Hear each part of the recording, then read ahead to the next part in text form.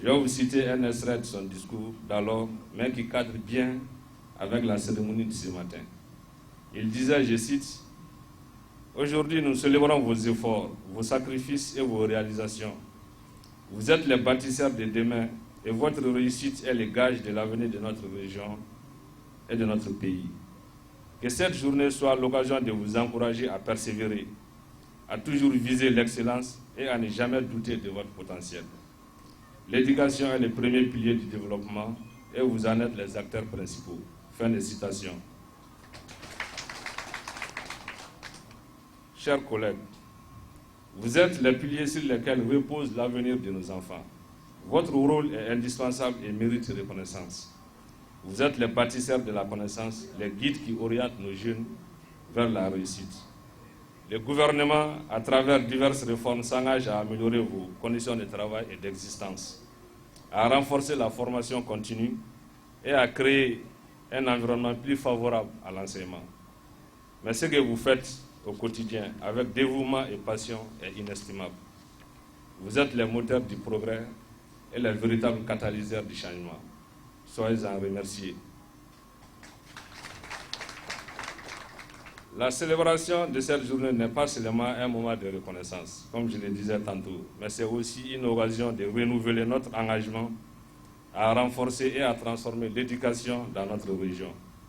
Je suis conscient, tout comme vous, et vous mieux que moi, d'ailleurs, que des défis demeurent, notamment l'accès à une éducation de qualité pour tous, la réduction de l'absentéisme et de la déperdition scolaire, la lutte contre l'analphabétisme, l'amélioration de la qualité des enseignements qui semble se détériorer au fil des ans, le respect strict du temps réel d'apprentissage, la bonne gouvernance de l'école dans un contexte de décentralisation où tous les acteurs et partenaires ne maîtrisent pas leur rôle et responsabilités. Comme vous pouvez faire le constat, en dépit des efforts consentis par l'État et ses partenaires, avec des résultats tangibles et fort appréciables, beaucoup reste à faire pour offrir une éducation sûre, inclusive et de qualité aux enfants et pour satisfaire les besoins éducatifs des communautés qui exigent plus de résultats et les aspirations profondes d'un peuple qui fonde, aujourd'hui comme hier, mais aujourd'hui plus que jamais, des réels espoirs sur son école. En tant qu'enseignants, éducateurs, nous devons intégrer ces exigences dans notre quotidien. Nous devons être à l'écoute de ces communautés qui nous ont fait confiance en nous confiant l'avenir et le devenir de leurs enfants. Nous devons leur inspirer confiance.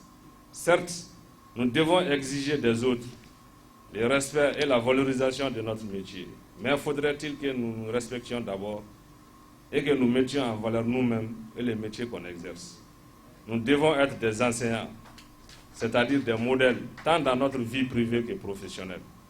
Parce qu'un bon enseignant fait plus que transmettre des connaissances. Il inspire.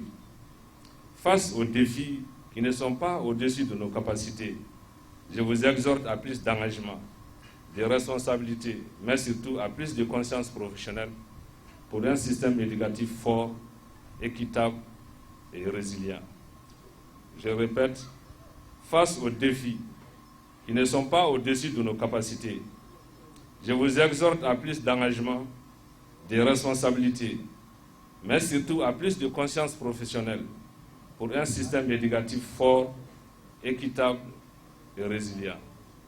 Je répète une dernière fois, face aux défis qui ne sont pas au-dessus de nos capacités, je vous exhorte à plus d'engagement, de responsabilité, mais surtout à plus de conscience professionnelle pour un système éducatif fort, équitable et résilient.